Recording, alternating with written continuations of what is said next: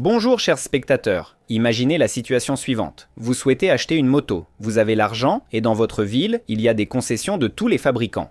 Oublions sanctions et difficultés, vous avez déjà choisi la catégorie de 2 roues. Cela semble être une combinaison idéale, n'est-ce pas? Cependant, je connais un type de moto qu'aucun concessionnaire ne vous vendra, et c'est une moto avec un moteur diesel.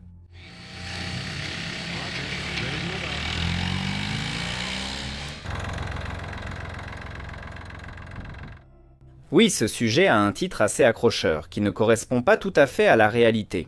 L'histoire de la moto a connu la production en petites séries de motos diesel. Mais jamais cette technologie n'a été aussi répandue que les motos à moteur à essence, et, dans le contexte actuel, que celles à moteur électrique. Pourquoi les motos diesel ont-elles moins de succès? Nous allons tout expliquer maintenant, vous êtes sur la chaîne Crossmoto, bonne vidéo.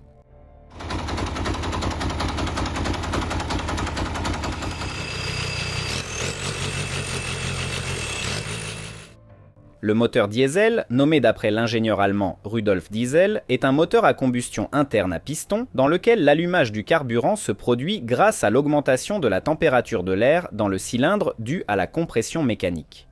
C'est là la principale différence entre ce type de moteur et les moteurs à combustion interne qui utilisent des bougies d'allumage pour enflammer le mélange air-carburant. Pourquoi un tel moteur est-il apparu en premier lieu? Tout se résume à l'économie et à l'efficacité.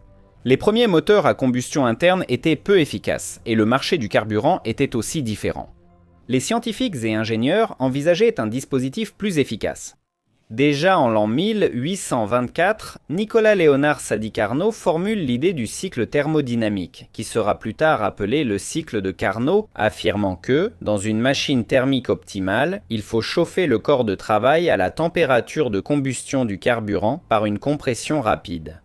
Par la suite, ces idées ont plu à Rudolf Diesel. Le premier prototype d'un tel moteur a été construit par Diesel au début de l'été 1893 à Augsbourg. Cela a été précédé par une longue activité théorique et pratique, ainsi qu'une lutte contre les critiques et la recherche de sponsors. Vous croyez que tout a marché dès le début? Non. Il a fallu encore plusieurs années avant qu'un prototype pratiquement utilisable, appelé moteur diesel, soit prêt. Ce fut un succès. Et en 1898, Rudolf était déjà millionnaire grâce à la vente de licences pour la fabrication de son moteur.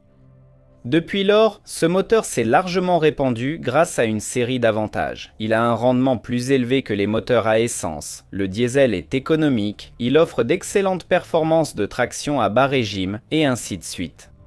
Vous trouverez le diesel sur les navires, les locomotives diesel, les tracteurs, les autobus, les camions, les chars, les voitures particulières, et ainsi de suite. Il est très rare dans l'aviation à piston et la construction de motos. Passons au dernier point. La situation avec les motos est intéressante.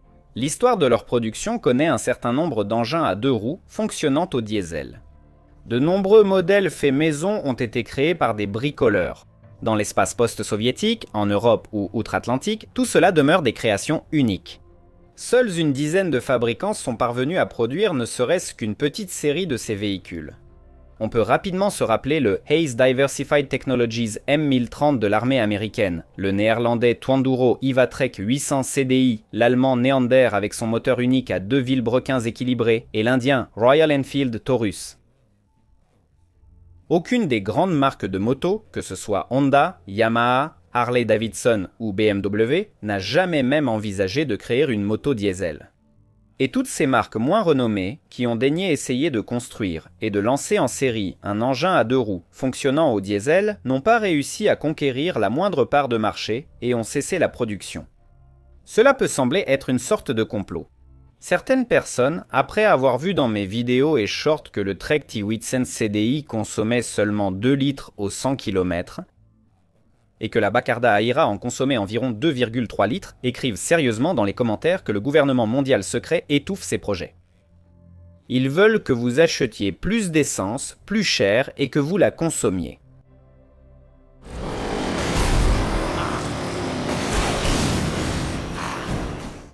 C'est sûr, cela leur profite, mais maintenant, vous allez comprendre que le diesel sur une moto est un sujet voué à l'échec dès le départ, et qu'il n'était même pas nécessaire de mettre des bâtons dans les roues. Rappelons le principe de fonctionnement du diesel. Contrairement au moteur à essence, où pendant la phase d'admission, un mélange d'essence et d'air entre dans le cylindre, dans un diesel, seul l'air entre. Le carburant sera injecté dans l'air déjà comprimé, et donc chaud, et c'est grâce à cette température que le carburant s'enflammera. L'air doit être comprimé à une certaine pression pour atteindre la température nécessaire. Les moteurs à combustion interne ont une caractéristique appelée taux de compression. Elle décrit le rapport entre le volume du cylindre lorsque le piston est au point mort bas et le volume restant de la chambre de combustion lorsque le piston est au point mort haut. La limite du taux de compression pour les moteurs à essence de moto est de 14:1. Dans le cas du diesel, son taux de compression commence à 14:1 et va jusqu'à 26:1. C'est un rapport de volume. La course du piston sur les moteurs diesel est plus grande que sur les moteurs à essence. Un moteur à longue course produit un couple important à bas régime. Il est plus économique en termes de consommation de carburant, n'aime pas les hauts régimes, et en général, les diesels sont durables et simples. Tout cela peut être considéré comme des avantages. Quel motard voyageur ou même un simple utilisateur ne voudrait pas avoir un moteur économique, coupleux et fiable dans le cadre de sa moto ? Et c'est là qu'apparaissent un certain nombre de points désagréables qui n'ont pas permis au moteur diesel de trouver sa place dans le monde de la moto.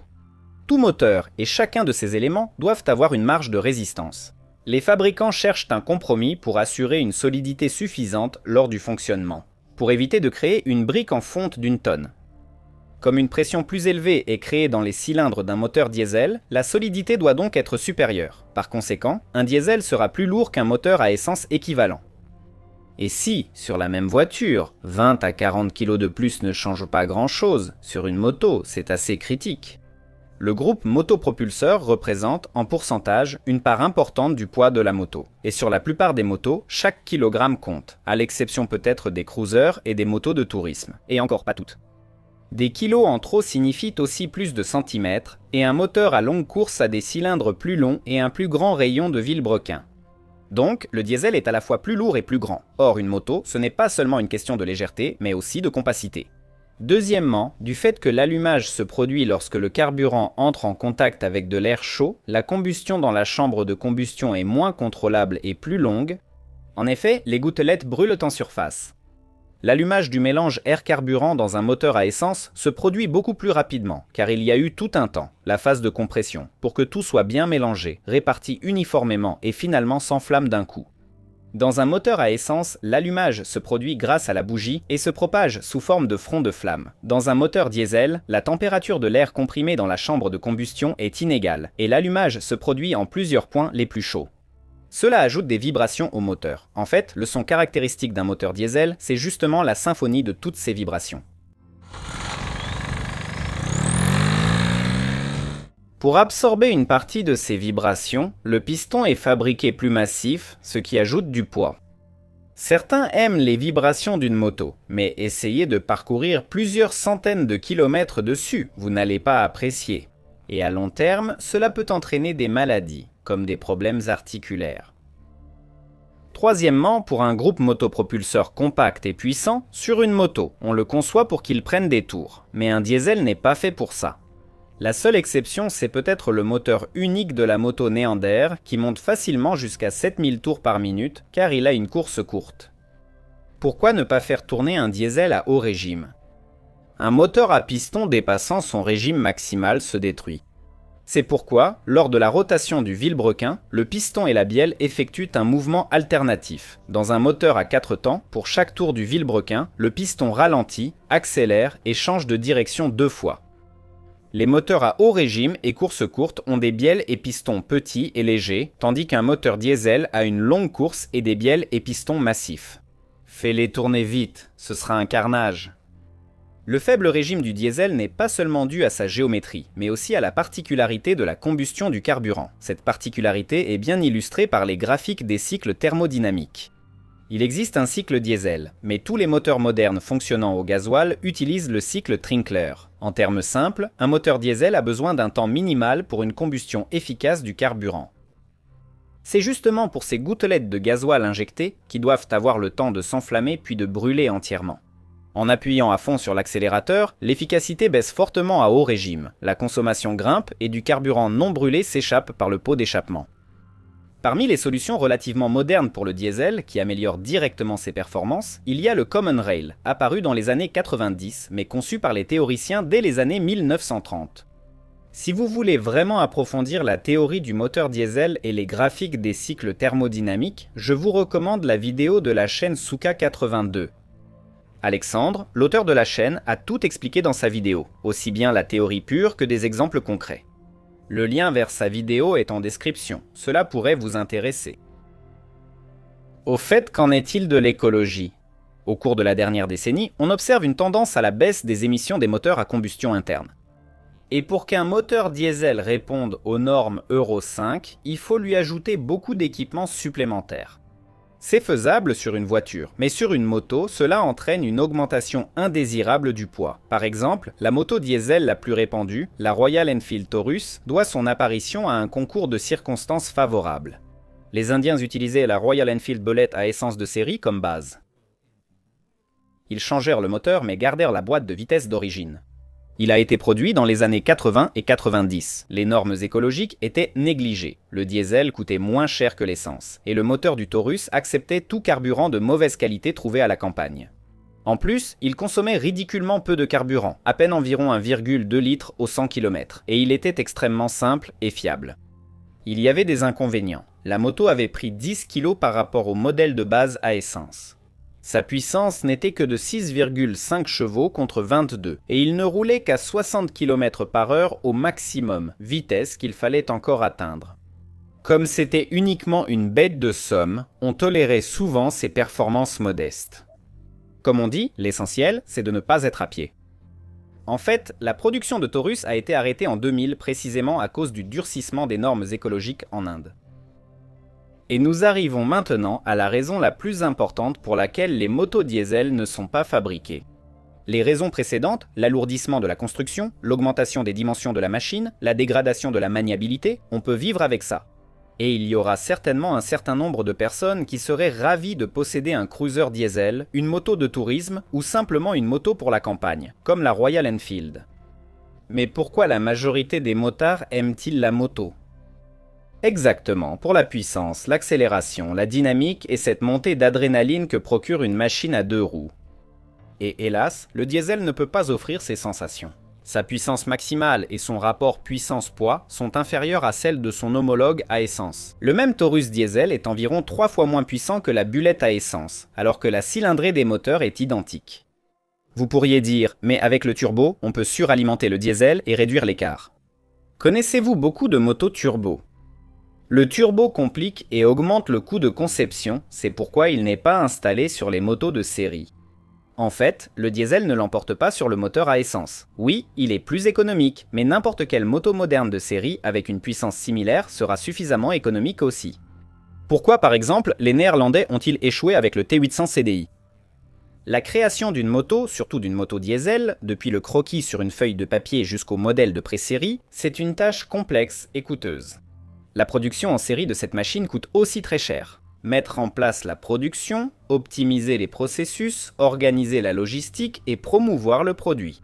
N'importe quelle moto totalement nouvelle sur le marché coûte au début soit plus cher, soit l'entreprise la vend à un prix équivalent à celui des concurrents, à perte, dans l'espoir de compenser plus tard par le volume.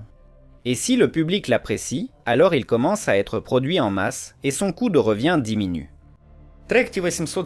Le Trek T800 CDI coûtait en 2009 17 500 €, alors que par exemple, le BIV F800 GS la même année coûtait environ 10 000.